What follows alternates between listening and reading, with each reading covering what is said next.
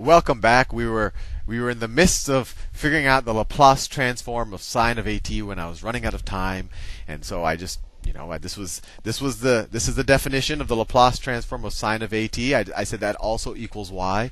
This is going to be useful for us since we're going to be doing integration by parts twice.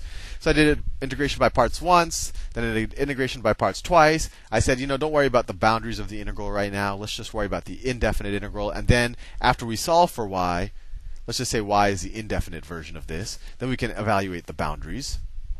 And we got to this point, and we made the realization after doing two integration by parts and being very careful not to hopefully make any careless mistakes. We realized, wow, this is our original y, right? If I put the boundaries here, that's the same thing as the Laplace transform of sine of at, right? That's our original y. So now, and I'll switch colors just to avoid monotony. This is equal to, actually, this is y. This is equal to y. Right? That was our original definition.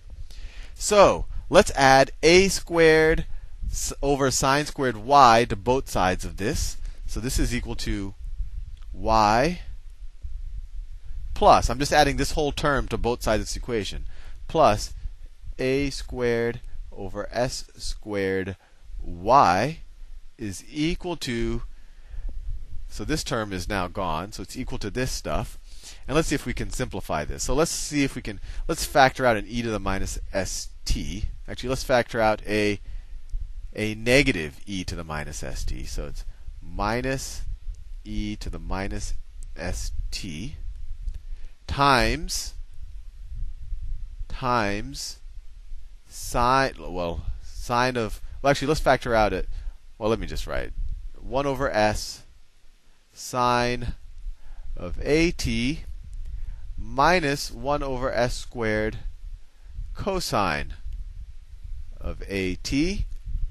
I really hope I haven't made any careless mistakes. And so this, we can add the coefficients. So we get 1 plus a squared over s squared times y. But that's the same thing as s squared over s squared plus a squared over s squared. So it's s squared plus a squared over s squared y is equal to e minus e to the minus st times this whole thing, sine of at minus 1 over s squared cosine of at. And now, this right here, this is, since we're dealing everything with respect to dt, this is just a constant, right? So we could say a constant times the antiderivative is equal to this. This is as good a time as any to evaluate the boundaries, right? If this had a t here, I would have to somehow get them back on the other side, so that, because the t's are involved in evaluating the boundaries, since we're doing our definite integral or improper integral. So let's evaluate the boundaries now. And we could have kept them along with us the whole time, right? And just factored out this term right here. But anyway, so let's evaluate this from 0 to infinity, and this should simplify things. So the left-hand side of this, the right-hand side of this equation, when I evaluate it at infinity, what is e to the minus infinity? Well, that is 0. We've established that multiple times, and now it approaches 0 from the negative side, but still going to be 0, or it approaches 0. And then that times, well, what's sine of infinity? Well, sine just keeps oscillating, right, between -1 and +1, and so does cosine, right?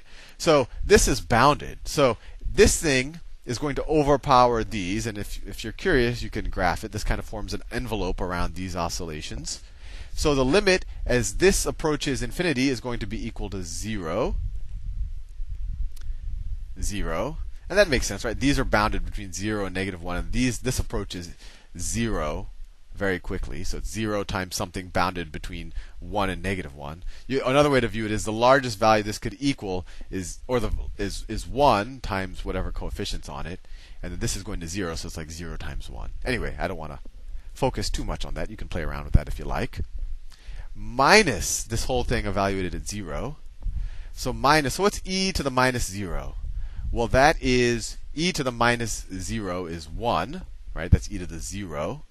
We have a minus 1, so it becomes plus 1 times, now sine of 0 is 0, minus 1 over s squared cosine of 0. So what is 1 over cosine. Let's see.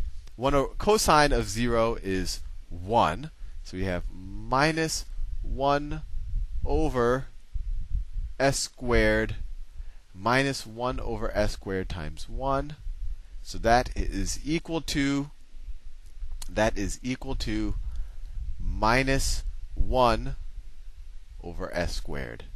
And I think I made a mistake because I shouldn't be having a negative number here. So let's backtrack and let's see where that mistake might. Maybe this isn't a negative number. Let's see, infinity, right? This whole thing is 0 minus. Let's see, when you put 0 here, this becomes a minus 1. Yeah, I'm getting a. Let me see where my. So either this is a plus or this is a plus. Let's see where I made my mistake. E to the minus st. Oh, I see where my mistake is, right? Up here, where I factored out an a minus e to the minus st, right? Fair enough. So that makes this 1 over s sine of at. But if I factor out a minus e to the minus st, this becomes a plus, right? It was a minus here, but I'm factoring out a minus e to the minus st. So that's a plus. This is a plus. Boy, I'm glad that was not too difficult to find. So then this becomes a plus, and then this becomes plus. Thank God. It would have been sad if I wasted 2 videos and ended up with a careless negative number. Anyway, so now we have s squared plus a squared over s squared times y is equal to this. Multiply both sides times s squared over s squared plus a squared. Divide both sides by this, and we get y is equal to 1 over s squared. 1 over s squared.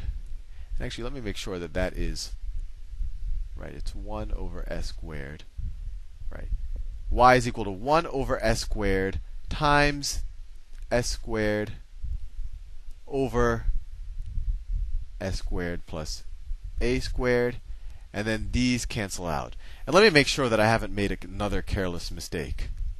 Because I have a feeling I have. I have a feeling I have. Yep, there, I see the careless mistake. And it was all in this term. It was all in this term. And I hope you don't mind my careless mistakes, but I want you to see that, I'm doing these things in real time, and I'm human, in case you haven't realized already. Anyway, so I made the same careless mistake. So I factored e to the minus st here. So it's plus, but it was a over s squared. So this is an a.